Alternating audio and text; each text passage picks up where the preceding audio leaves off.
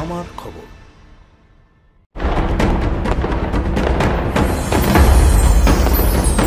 প্রতিটি রতনে Bharat jewellers. Bharat jewellers, গুণমানের অঙ্গীকার, শান্তিনিকেতন রোড, বোলপুর। এক বেসরকারি শিক্ষা প্রতিষ্ঠানে শিক্ষকের মারে অসুস্থ প্রায় 15 থেকে 20 জন ছাত্রী। তাদের রামপুরহাট মেডিকেল কলেজ হাসপাতালে ভর্তি করা হয়েছে। ঘটনাটি ঘটেছে বৃহস্পতিবার বীরভূমের রামপুরহাটে একটি বেসরকারি শিক্ষা প্রতিষ্ঠান আলামিন ব্রিলিয়ান্ট একাডেমিতে। অভিযুক্ত শিক্ষকের নাম খুরশিদ আলম। ওই শিক্ষককে আটক করেছে রামপুরহাট থানার পুলিশ। জানা গেছে ওই শিক্ষা প্রতিষ্ঠানের ছাত্রীরা অভিযুক্ত শিক্ষকের বিরুদ্ধে প্রতিষ্ঠানকে অভিযোগ জানিয়েছিল যে তারা ওই শিক্ষকের ক্লাস করতে চান না, আলাদা শিক্ষক দেওয়ার আবেদন করে তারা। আর আজ বৃহস্পতিবার আনুমানিক 11টা নাগাদ ক্লাস চলাকালীন ছাত্রীদের চুলের মুঠি ধরে মারধর করার অভিযোগ ওঠে ওই শিক্ষকের বিরুদ্ধে। শিক্ষকের মারে অসুস্থ হয়ে পড়ে 15 থেকে 20 জন ছাত্রী। অসুস্থ ছাত্রীদের উদ্ধার করে রামপুরহাট মেডিকেল কলেজ ও হাসপাতালে চিকিৎসার জন্য পাঠানো হয়। এই ঘটনার তদন্ত শুরু করেছে রামপুরহাট থানার পুলিশ। এই ঘটনায় হোস্টেল ইনচার্জ কোনো মন্তব্য করতে চাননি, তবে একাডেমির অন্যতম সদস্য মোহাম্মদ ডালিম জানান যে খুরশিদ আলম একজন অতিথি শিক্ষক। তিনি অন্য জায়গায় চাকরি করেন, বাড়িতে টিউশনি পড়ান।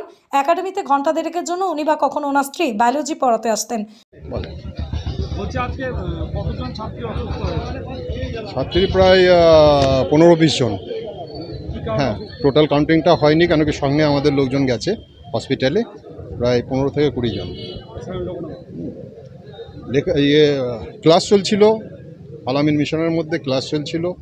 সেই তারই মধ্যে কে আলম, মানে খুরশিদ আলম উনি এসে এখানে ঝামেলা করে, ক্লাস হতে দেবো না, হ্যান না ত্যান না এরকমভাবে নিয়ে তারপরে মেয়ে ছেলেদের উপরে অত্যাচার করে, চুল ফুল ধরে বা মাথা ধরে।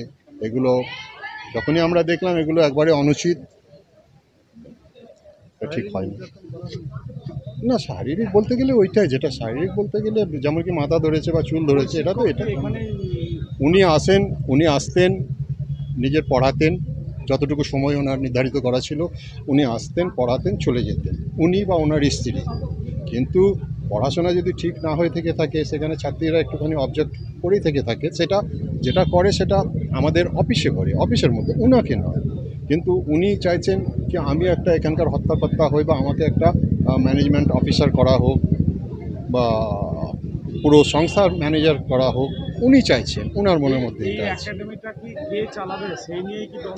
চালাবার তো লোক আছে, আমাদের সেক্রেটারি সাহেব যিনি, উনি ফলতপুর হেড অফিসে বসে আছেন আলামিন মিশনের। আর এই সংস্থাটা চালাবার ম্যানেজমেন্ট অফিসার আছেন, ওনারাও আপনার হাই স্কুলের সব শিক্ষক। একটার নাম হচ্ছে আপনার ইমতিয়াজ সাহেব, আর একজন হচ্ছে আপনার আয়েশা ম্যাডাম। এনারা সবই আপনার স্কুলের। ও বলছি তো কি, উনি চাইছেন কি আমাকে একটা ভালো পজিশন দেওয়া হোক। আচ্ছা, পজিশন আপনি আসবেন, পড়াবেন, চলে যাবেন, আপনার পজিশন নিয়ে কী দরকার? আর পজিশন দেবেন কি না দেবেন সেটা তো এখানকার মধ্যে নয়, সেটা আপনার হবে হেড অফিসে গিয়ে আপনি কথা বলতে পারেন, এখানে নয়। ওইটাই একটা শিক্ষার উপরে একটা অত্যাচার করা, এটা তো ঠিক নয়। উনি প্রায় 10 বছর। এর বিরুদ্ধে আমরা যেহেতু একটা স্কুল প্রতিষ্ঠান চলছে বলে আমরা কোনো অভিযোগ জানাইনি আমাদের স্কুলের মধ্যে, কিন্তু উনি যখন তখন এই জিনিসগুলো করতে থাকেন। আজকে থানায় জানিয়ে বা আপনারাও যেরকম এসছেন, থানাতেও জানানো হয়েছে। থানা থেকে সব কিছু দেখে শুনে সব করে সাক্ষী মেয়েদের, ছাত্রীদের সাক্ষী নিয়ে, কথা নিয়ে ওনাকে ধরে নিয়ে চলে গেছেন থানাতে। কেওয়াজ হয়েছে, এবার হয়তো একটু হাত উঠে এটা হয়েছে। আমি কিন্তু ওখানে প্রত্যক্ষদর্শী ছিলাম না, আমি একটু হোস্টেলের দিকে ছিলাম, আমি একাডেমিক বিল্ডিংয়ের দিকে সেভাবে ছিলাম। এইটুকুটাই জানি। মারধরের কারণ আমি সত্যি কথা বলতে কি এটাই জানি যে ওনার ক্লাস মেয়েরা নাকি পছন্দ করে না, তাই ওরা একটা কমপ্লেন জানিয়েছিলেন আমরা ক্লাস করবো না, এখন উনি ক্লাস নিতে চান। আমার কাছে এইটুকুটাই জানা আছে। এবং এটা ওনার ওপরের সঙ্গে হয়তো ম্যানেজমেন্টের সাথে হয়তো ওনার কিছু একটা প্রবলেম আছে, আমি আর কিছু জানি। মেয়েরা ঠিক কি অভিযোগ জানিয়েছে? মেয়েদের অভিযোগ এটাই, মেয়েরাও তো জানিয়েছে ওনার ক্লাস করবো না, এইটুকুটাই। কেন? কারণ হয়তো ওনার ক্লাস হয়তো পছন্দ নয়, এটাও হতে পারে, কেন করবে না। সোনার গহনায় গল্প বলে যাওয়া ভরত জুয়েলার্স, অনুপম স্পর্শের ছোঁয়া।